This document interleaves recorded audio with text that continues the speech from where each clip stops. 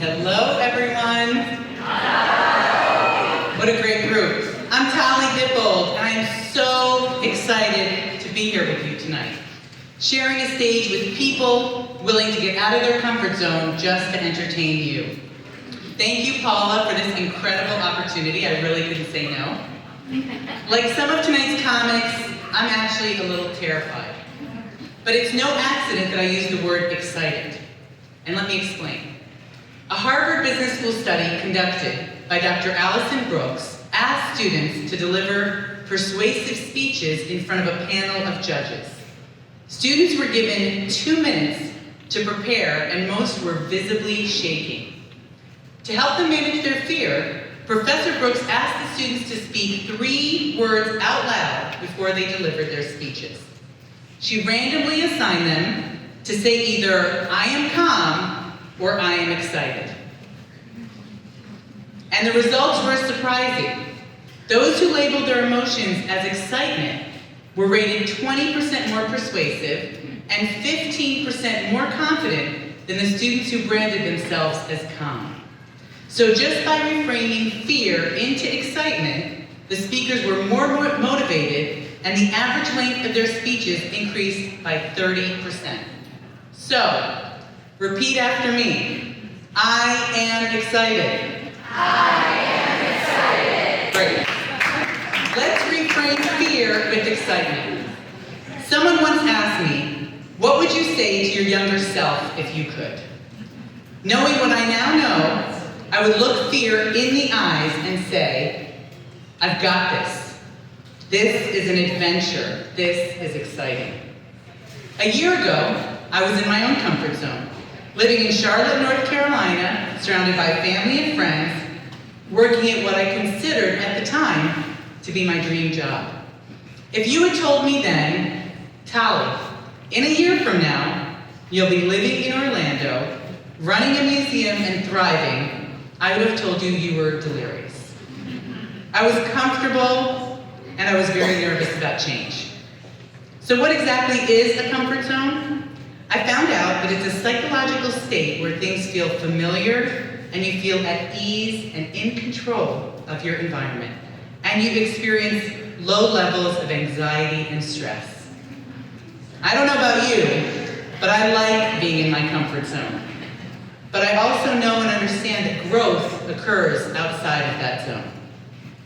You see, I actually do my best work when I'm a little terrified, or now, as I reframe it, excited.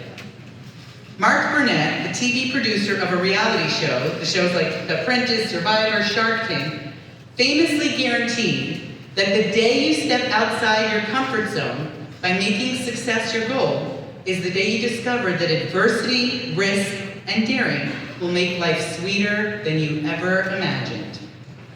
So, the question is, how do we know where our comfort zone begins and where it ends? For me, it was facing a fear. After college, I took my love for people and started my career in my comfort zone in the hospitality industry. It was a very safe choice, and I thrived. I was actually really good at it.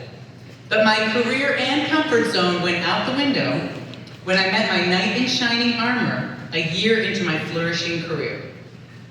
I was faced with confronting fear, and I needed to reinvent myself.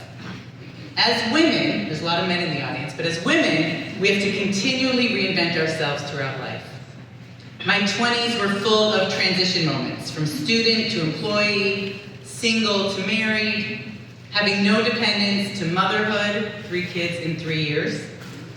Then during my 30s, I reinvented myself and found a new calling. I had always dreamt of traveling alone, but it scared me. What if I got lost? What if no one understands me? What if I get abducted? What if? But as a history buff, I had always dreamt of walking in my grandmother's footsteps during the Holocaust. And finally one day, I decided to take that journey. I had no idea the impact this trip would have on me. I traveled from Poland to Germany, visiting Lodz, Auschwitz, Dresden, ending in the town where my grandmother was liberated in 1945 after surviving a 2-week death march. Not only had I achieved a lifelong dream, I discovered my true calling and went back to grad school to study Holocaust and genocide studies. And I now dedicate my life to honoring the past to create a better future. And now, during my 40s, I'll confront becoming an empty nester, tackling my new current dream job, and who knows what else I can't even contemplate at the moment. Maybe next year as a comedian up here. And I'm terrified, but I'm also excited. Nelson Mandela correctly asserted that there's no passion to be found playing small, in settling for a life that is less than the one you are capable of living. So I encourage you, don't settle for comfort, embrace the excitement of new opportunities, and follow your dreams. And Eleanor Roosevelt lived by her statement, do one thing every day that scares you. But I'm going to reframe that. Do one thing every day that excites you. Whether it's trying to make people laugh, going after your big dream, or being an empress of entertainment, you never know what will happen. And now it's time to introduce our comedians. Rachel Hunter is the most organized 14-year-old sized person you'll meet all year.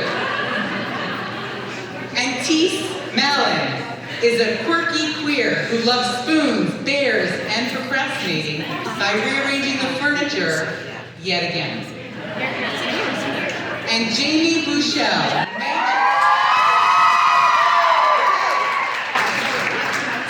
You may have seen her drunk downtown and crying in a bathroom in 2007, but she has since found the other half of her shirt, but she's still crying. You are in for a huge treat tonight. Please put your hands together and welcome Rachel.